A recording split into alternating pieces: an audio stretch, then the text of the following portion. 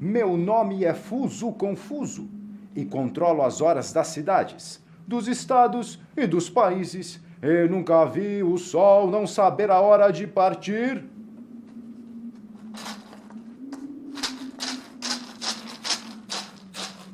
Okwanamoa Manason, Okwanamoa Manason. Senhor Fuso, não só o senhor não sabe o que aconteceu. Todos nós estamos muito confusos. Acalme-se, senhor índio. Pensei e descobri uma coisa. Não foi o sol quem parou. Sim. Foi a Terra. É a Terra quem parou. Mas já tenho a solução, pelo menos uma ideia do que fazer. Bom, Alessandro, muito legal esse trabalho que a gente acabou de ver agora da peça desse espetáculo Salve Terra. E aí, uma curiosidade que eu tenho é a seguinte. Nesse Salve Terra, por exemplo, o protagonista é o personagem, é o boneco Fuso Confuso. Só que ele é um dentre os vários bonecos que com certeza você já criou até hoje. Como que é a relação que você estabelece com esses bonecos? Que relação sentimental você tem com cada criação sua? Isso acontece, né? Você tocou no ponto, de um trabalho que ele é apresentado mais vezes. Então, por ele ter essa continuidade, os bonecos também pedem uma manutenção.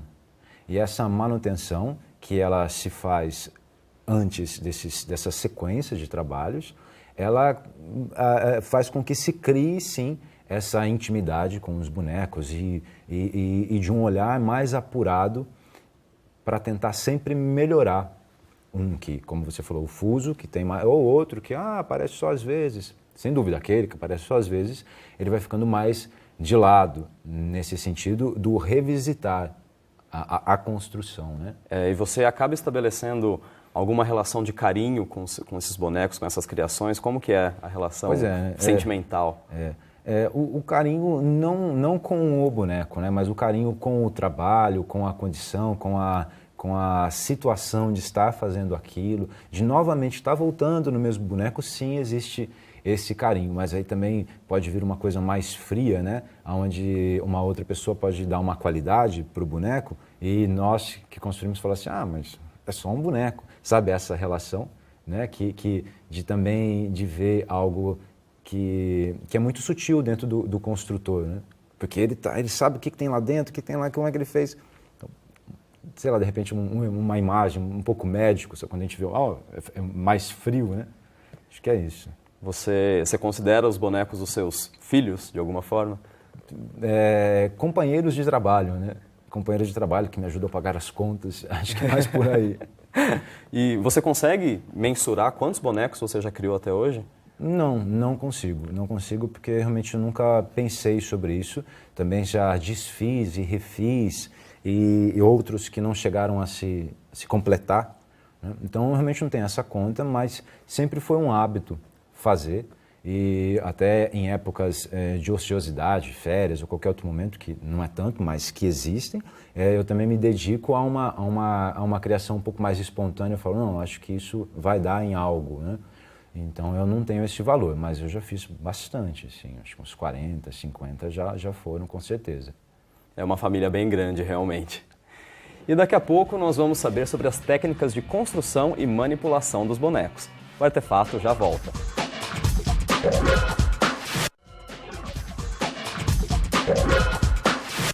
O Artefato está de volta e hoje a gente fala com Alessandro Brandão, da companhia Gira Lua de Artes. E agora, nesse terceiro bloco, a gente também conta com a presença dos bonecos do Alessandro aqui. Alessandro, e você, enquanto criador, enquanto artista do teatro de bonecos, como que é para você criar histórias para diferentes públicos? É sempre uma busca de linguagem. E essa busca da linguagem, ela tem que ter como uma grande referência a relação de que público que vai... Esse trabalho ele é montado para qual público? O teatro de bonecos, nós podemos pensar, o teatro infantil, mas não, ele pode ser aplicado dentro de uma empresa, na hora do almoço, dentro do refeitório, de uma empresa que tem um público específico que nunca viu teatro. Então essa relação da dramaturgia, aonde ela vai ser inserida, que tem que ter um foco bem fechado. E é aí que o trabalho tem que se fortalecer. Resta saber se o público adulto ou até mesmo infantil está aberto a entrar naquele ambiente lúdico, realmente. Pois é, né? exato, correto. E, Alessandro, um aspecto que é bastante interessante do teatro de bonecos, que normalmente o artista ele constrói o boneco, ele manipula o boneco, só que também ele precisa pensar em toda a questão de figurino, em toda a questão do cenário, como que o cenário vai ser construído, até reconstruir realmente o próprio cenário. Como que você trabalha esse processo? Acho que isso entra até um pouco naquilo que a gente estava falando sobre a personalidade dos bonecos. Essa personalidade, ela também tem que se relacionar com a personalidade do espetáculo, que cara que o espetáculo quer. E aí sim entra o cenário, aí sim entra o figurino. Nós não podemos colocar materiais, texturas nos bonecos que destoem totalmente de uma relação de figurino e cenário. Então, cuidado mais plástico, ele tem que estar em todas as partes com a mesma atenção, enquanto cor, enquanto textura, forma, linhas. E para ver como funciona na prática esse processo de criação do Alessandro, nós fomos até o ateliê da Companhia Giralua de Artes para ver como tecidos, tintas e objetos viram um espetáculo.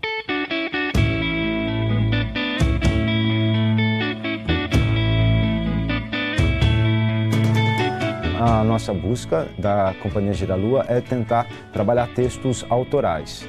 Nesses textos autorais, nessa construção da história, aparece a dúvida: quais personagens nós vamos interpretar? Quais desses personagens eles podem ser agora então transformados em bonecos? Pronto, então nessa definição, então vai ser uma rainha. Aí sim vem essa busca de como vai ser essa rainha, que qualidade ela vai trazer na cor, na roupa. O dia acaba de amanhecer e meu herói vem me despertar.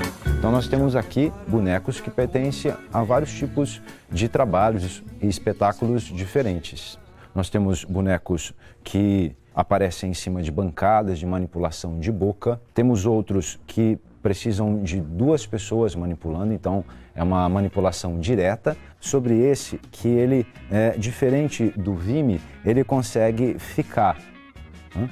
Então, nessa condição, nós podemos ir trabalhando e aos poucos ele sendo montado. Agora, alguns bonecos em processo, para poder mostrar como que isso acontece. No início, preciso de uma estrutura e os nossos ossos mesmo, isso eu faço com o Vimy, esse material vegetal extremamente maleável, aonde eu vou fazer essa primeira estrutura junto com a espuma. Depois dessa etapa, então vem esse encapar com o pano, aonde a espuma, essa textura da espuma vai se dar espaço para algo um pouco mais linear. Esse também vai ficar no mesmo processo desses outros. Todos esses seguem essa estrutura do corpo inteiro. Também aqui nós temos desde o início a estrutura interna, o encapar. Então tudo aqui foi encapado primeiramente com o branco para depois sim definir as cores e adereços finais.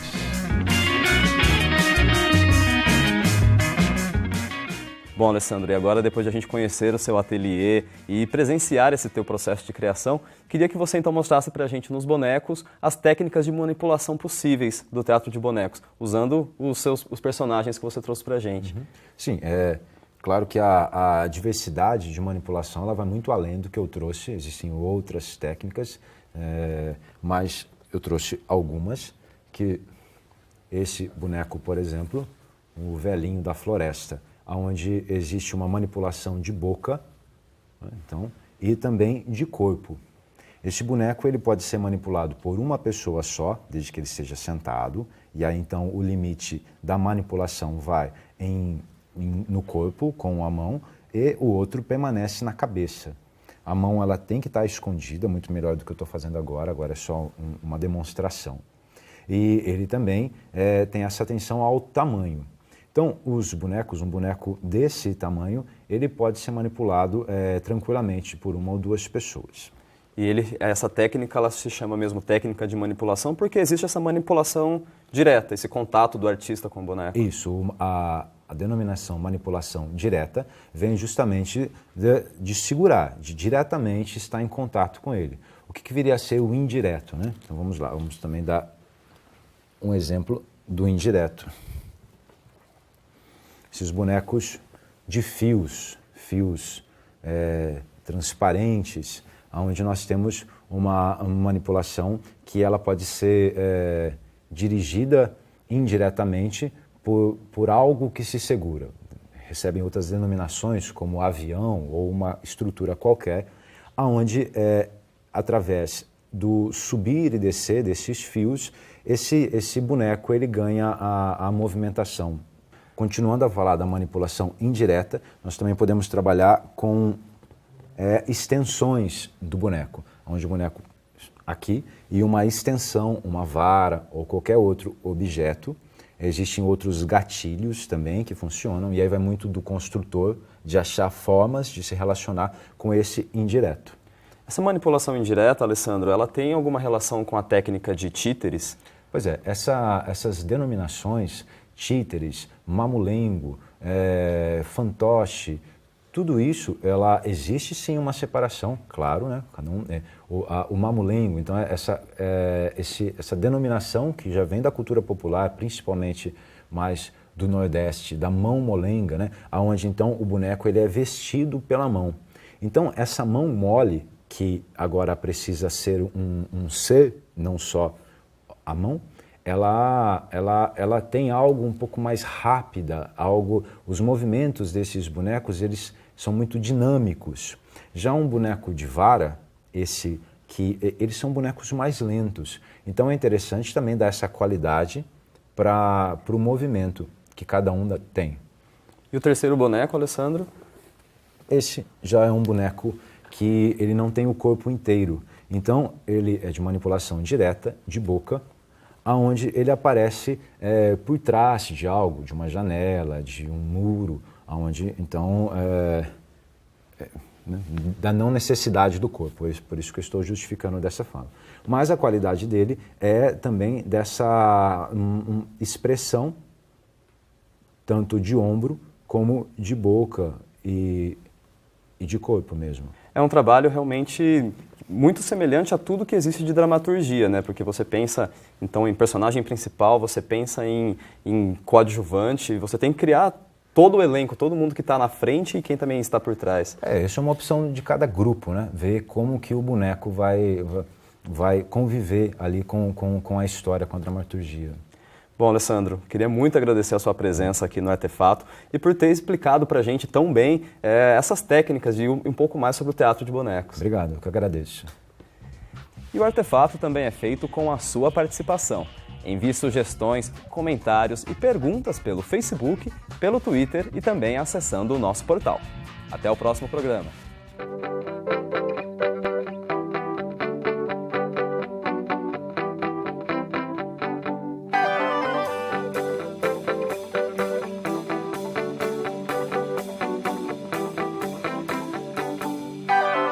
Up in the highest of heights, oh Hannah blinks and fights. This land is yours, this land is mine. I see